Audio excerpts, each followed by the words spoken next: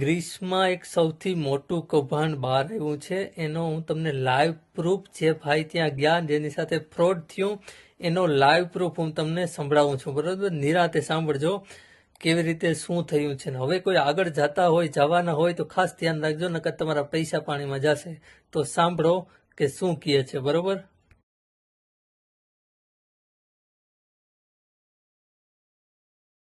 હું ગ્રીસના મારા કરવા અનુભવો તમારી વચ્ચે લોકો વચ્ચે શેર કરું છું. અમે આજથી 1 મહિના પહેલા ગ્રીસની મુલાકાતે વર્ક પરમિટ ઉપર ગયા હતા અને સૌરાષ્ટ્રના 4 છોકરાઓ હતા. એમાંથી અમે મારા એક આગળના એક કન્સલ્ટન્ટ હતા, વિઝા કન્સલ્ટન્ટ અમારા અમદાવાદમાં, એના આધારે અમે લોકો ત્યાં પહોંચ્યા અને બધા વિઝા અમને લીગલી બધું થઈ ગયું, બધું ઓફિસમાં દિલ્હીથી વિઝા મળી ગયા, બધું થઈ ગયું. પણ જે બાબત ઉપર અમારે ઉપર ફોકસ કર્યો હતો, જે અમને એ લોકોએ વચનો આપ્યા હતા કે તમને અમે હોટલની નોકરી અપાવશું, હોટલમાં રાખશું, એ બધું ત્યાં કોઈ જાતનું સાચું પુરવાર થયું નહીં. અને જે નોકરી અમને આપવાની વાત હતી એ જાતની નોકરીઓ ત્યાં કોઈના હાથમાં હતી નહીં. અને ગ્રીસની અંદર આમ તો અત્યારે 33% બેકારી તો કાયમ ચાલી રહી છે. એ દેશની અંદર કરપ્શન પણ એટલું છે. અને ગ્રીસની અંદર અમને કીધું એ પ્રમાણે અમે લોકો ગ્રીસના કેપિટલ સિટી એથેન્સ થી 500 કિલોમીટર દૂર એક દરિયાઈ ટાપુ ઉપર હતા કે ત્યાં કોઈ જાતની ઇન્ડિયન વસ્તી જતી નહીં અને ટુરિસ્ટ કન્ટ્રી છે આખા. અહીંયા ટુરિસ્ટ લોકો જ યુરોપિયન પર જાય ફરવા આવે છે, બીજું કોઈ આવતી નથી. અને મેડિકલ હેલ્થની કોઈ સુવિધા નથી. કોઈ સાજો માંદો થયો તો એને ઇન્ડિયા પાછું આવવું પડે, કોઈ દવાની કે કોઈ જાતની સુવિધા મળતી નથી. અને ગ્રીસની અંદર બીજી તો મોટી ચેલેન્જ એ છે કે તમે જાતા વેત પહોંચો એટલે તમારા પેલા ત્યાં social security number, family number, આમકા નંબર એ બધું કઢાવવું પડે. એ નંબર મળ્યા પછી તમને નોકરીમાં કોઈ રાખે. એટલે એ નંબર મળી ગયો એટલે એવું નથી સમજી લેવાનું કે નોકરી મળી ગઈ. સમજી ગયા? અમારી ટોળીમાં એક જણા છેલ્લા 1 મહિનાના એન્ડમાં એક જણાને અઠવાડિયાથી આમ નંબર આવી ગયો તો પણ એને નોકરી નહોતી મળી અને અંતે છેલ્લે એને દેશ છોડીને બીજે જવું પડ્યું. સમજી ગયા? એટલે આ બધા મારા કડવા અનુભવો છે. ખાવાની અંદર ટોટલી નોનવેજ મળે છે. ઇન્ડિયાનું કઈ ખાવાનું મળતું નથી. ઇન્ડિયાની ગ્રોસરી પણ ત્યાં મળતી નથી. અને એટલું યુરોપ ભયંકર મોંઘું છે કે એની વાત જવા દો. €1.5 થી લઈને €2 સુધીની તો પાણીની બોટલો મળે છે. અને એ દેશની અંદર કોઈ જાતની એમઆરપી નથી. જેમ આપણે ઇન્ડિયામાં એમઆરપી હોય કે ભાઈ ₹10 સાબુ મળે તો ₹10 થી વધારે ન લઈ શકે, એવું ફોરેનમાં ક્યાંય એમઆરપી સિસ્ટમ નથી. બંધ થાય એ ભાવ લૂંટે. સમજી ગયા? એટલે અને બીજું અનસ્કિલ ની અંદર તમે ભણ્યા નથી, અનસ્કિલ ના વિઝાની કેટેગરીમાં તમે જાઓ એટલે તમને 900 થી €1000 મળે. એમાંથી તમે 900,000 ની અંદર તમારે ગ્રોસરી કરવાની મહિને ₹200 જે તમને લઈ ગયો હોય નોકરીમાં રાખતો હોય અહીંયા તમને રહેવાનું આપે તો એના €200 રહેવાના કપાય. એટલે છેલ્લે તમે સરવાળે તમે જુઓ તો તમને 40-50,000 ની બચત થાય. લાંબી કઈ બચત થતી નથી. એટલે આ બધી પરિસ્થિતિનો અમે સામનો કરીને પાછા આવ્યા. અમને જે પ્રમાણે કીધું હતું એ પ્રમાણે અમને કોઈ નોકરી મળી નથી. સમજી ગયા? એટલે આ બાબત વિશે બહુ ઊંડાણપૂર્વક વિચારી મંથન કરી અને પછી જવું, કારણ કે અત્યારે લેભાગુ એજન્ટો કેટલાય બેઠા છે બજારની અંદર અને તમને વિઝા અપાવી દેશે લીગલી. એ એક ગ્રીસની અંદર મોટું ષડયંત્ર ચાલી રહ્યું છે. અને પરમિટો ઇસ્યુ કરી અને તમને યાર રૂપિયા દો એટલે પરમિટ મળે છે. નામ અમાઉની લિંક હોય એટલે એ તમને રૂપિયા ભરીને પરમિટ અપાવી અને તમને વિઝા કરાવી દે. પણ વિઝા કરાવી દીધા પછી કોઈ નોકરીની કોઈ લોકો જવાબદારી લેતા નથી. અમે અહીંયા ઉતર્યા હતા તો અમને કોઈ તેડવા નહોતું આવ્યું. ખાલી એજન્ટના માર્ગદર્શન ઉપર અમે અમારા ડેસ્ટિનેશન ઉપર પહોંચ્યા તો ક્યાંય પાછું કોઈ લેવા નહોતું આવ્યું. અમને એક સુવિધા એટલી મળતી હતી કે અમને આ લોકો રહેવા માટેની હોટલ રોજે રોજ કરી દેતા હતા. બાકી ખાવા પીવા કપડા ધોવાથી માંડીને તમામ વસ્તુનો સંઘર્ષ અમારે જાત મેળે થયો. પછી બીજું ટ્રાન્સપોર્ટેશન એટલું ત્યાં કોસ્ટલી છે કે તમે 10 કિલોમીટર 15 કિલોમીટર જાવ તો €10 લે છે ચલાવ ગાડીના ફોર વ્હીલમાં. અને ગવર્મેન્ટ ટ્રાન્સપોર્ટેશન તો આપણે કેમ ગુજરાત ગવર્મેન્ટ એસટી છે, સરકાર ચલાવે છે, એવું ત્યાં સરકારી તંત્ર તો કોઈ છે નહીં, પ્રાઇવેટ એજન્સી ને આપેલું હોય.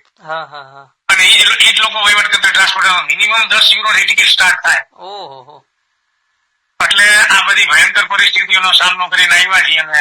પછી અમને ઘણી વખત ફ્રૂટ ખાવાનું મન થતું, કેળા ખાવાનું, સફરજન ખાવાનું, તો મોલ ની અંદર જાય અમે.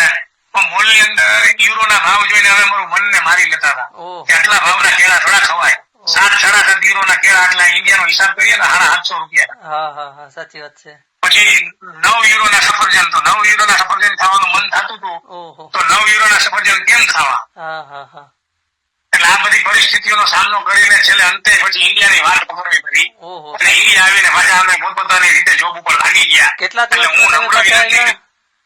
અમને 17 થી 18 દિવસની અંદર પાછા આવ્યા. મારી પાછળ એક બીજો મારો સહસાથી હતો, હા. એ 27 દિવસે પાછો આવ્યો. એને પાઇલ્સ ની તકલીફ પડી ગઈ, અહીંયા દવાની કોઈ સુવિધા નહોતી એટલે ઇન્ડિયા આવવું પડ્યું. ઓહો અને એક બીજો છોકરો હતો, એ તો 5 દિવસની અંદર જ આવતો રહ્યો. હા હા હા એટલે ટોટલી અમે ધીમે ધીમે કરતા બધા લોકો વેરવિખેર થઈ ગયા અને બધા પોતપોતાના રસ્તા પકડી લીધા અને મૂળ પાછા ઇન્ડિયામાં આવી બધા જોબ ઉપર લાગી ગયા. હા. એટલે મિત્રો તમને નમ્ર નિવેદન કરું છું કે જો નોકરી તમારે ગિરીશ બાજુ લેવી હોય તો એપોઇન્ટમેન્ટ લેટર, ઓફર લેટર સાથેની કંપનીના ઈમેલ થ્રુ તમને તેડાવે, મેલ કરે તમારા આઈડી ઉપર કંપની પોતે, હા તો જ તમારે નોકરી માટે જવા માટે વિનંતી. બાકી કોઈ આંબા આંબલી બતાવે નોકરી કરવા જતા નહીં. હા. ત્યાં કોઈ જાતની નોકરીઓ છે નહીં.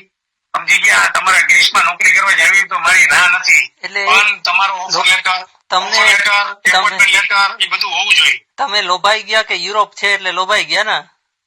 એટલે અમને એવું હતું, અમે આગળના એજન્ટના આગળના એક્સપિરિયન્સો અમને થોડાક સાચા દેખાતા હતા હા હા કે એને ઘણા લોકોને યુરોપમાં મોકલેલા હતા અને ત્યાં વ્યવસ્થિત નોકરી હતી. પણ એ વસ્તુ આમાં અમારા કેસમાં જુદી પડી.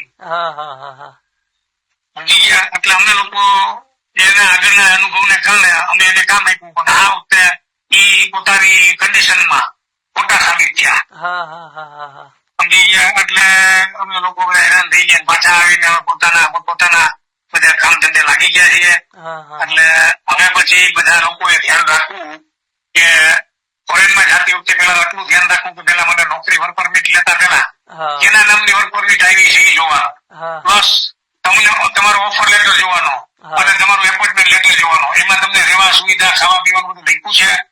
પ્લસ એ ઓફર લેટર આવ્યો હોય તો એજન્ટ આગળથી માંગવાનો અને એનું ક્રોસ ચેકિંગ કરવાનું કે આપણે ડુપ્લિકેટ લેટર ધરબી નથી દીધો ને. હા હા હા કારણ કે અત્યારે ડુપ્લિકેટ લેટર ને ચલણ માર્કેટમાં ફરે છે. તમે માંગો એટલે ઓલા ના ન પડે. હા હા બધું તમને આપીએ. તમે જે વસ્તુ માંગો એ દેવા બેઠા જ છે. હા હા હા તો ચેક એટલે તમે ધ્યાન રાખવું. કારણ કે હું 2024 ની પણ 23 માં 22-23 ની અંદર હું વડોદરાના એજન્ટમાં શિકાર બની ગયો હતો હા, હા. અને અમને ફિનલેન્ડનો ખોટો ઓફર લેટર આપી દીધો હતો. હા હા હા અને એ લેટર ઉપર અમારું વિઝામાં સબમિશન થઈ ગયું હતું. ઓહ. બધું થઈ ગયું હતું. અને વિઝા અમારે આવ્યાની છેલ્લે પછી માથાકૂટ કરી, માથા પછાડી અને જ્યારે જોતો ત્યારે તમારી કોઈ એવી મોટી રકમ નહોતી. હા. 1 લાખ રકમ અમને પછી એને ઓનેસ્ટલી એજન્ટે પાછી પ્રમાણિકતાથી આપી દીધી. હા. એટલે કઈ બહુ માથાકૂટ ઊંડું ઉતરવું ના પડ્યું. હા. પણ હતું એ ફ્રોડ.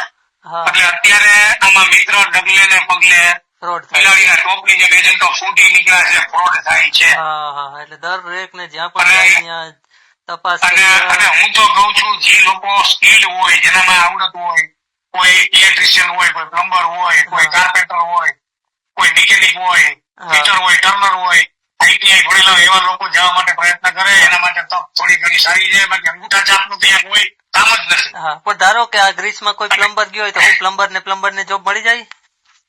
પ્લમ્બરની જોબ મળી જાય એને એમાં રજીસ્ટ્રેશન કરાવવું પડે અને પછી એનું હ્યુમન રિસોર્સ ડેવલપમેન્ટ હોય, શું કહેવાય, હા. એચઆરડી. હા. એચઆરડી ની અંદર તમારે એને અહીંયા છે ને હ્યુમન રિસોર્સમાં પોતાનું રજીસ્ટ્રેશન કરાવવાનું. હા પછી આપણે કેમ અહીંયા તમારું આપણે કેનેડામાં એમાં પ્લમ્બર ને પેલી એનું લાયસન્સ લેવાનું હોય. હા. પછી લાયસન્સ લીધેલા હોય ને એટલે પછી ઓનલાઈન મેસેજ આવે કે ભાઈ મારે આજે આ કામ છે, તમે આવશો અને તમારે એ ક્લિક કરવાનું. એ રીતે પ્લમ્બરની જોબ ત્યાં છે. બરોબર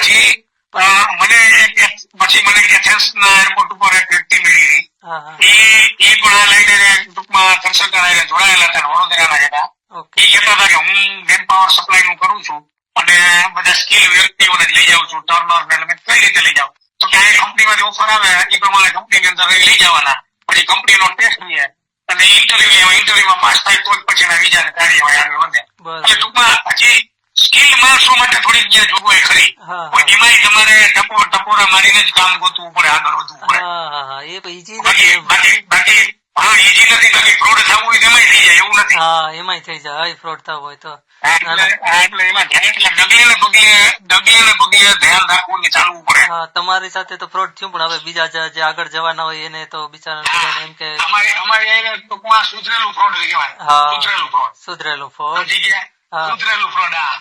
ત્યાં સુધી પહોંચાડ્યા, બધું લીગલી બધું લઈ ગયા, હા, હા. મૂક્યા, પણ જોબ માટે કઈ ઠેકાણું જોબમાં એ ટોટલી ફેલ ગયા. હા હા હા હા હા હા અને હજી પાછું એમ કે છે કે તમે પાછું પ્લાનિંગ કરો. હા. હવે કોઈ જવાની અમને કોઈ હિંમત હાલતી નથી. ના હવે તો શું જવાનું, એક વખત ત્યાંથી પાછા આવી ગયા પછી તો હવે ત્યાં જોઈને આવ્યા હોય ત્યાં પછી જાય કોઈ. એટલે રાજુભાઈ તમે લોકોને સંદેશ આપજો. હા થેન્ક યુ, તમે ખૂબ ખૂબ આભાર, તમે એટલી માહિતી આપી ને તો લોકોને શું છે કે ઘણા તમારી જેમ બીજા પણ હજી જવાના હોય, આગળ જવાના હોય તો એને બધાને ઉપયોગી થાય ને. ઉપયોગી થાય. હા એ કઈ બધું. વાંધો નહીં, ચાલો તો. હા હા ખૂબ ખૂબ આભાર તમારો.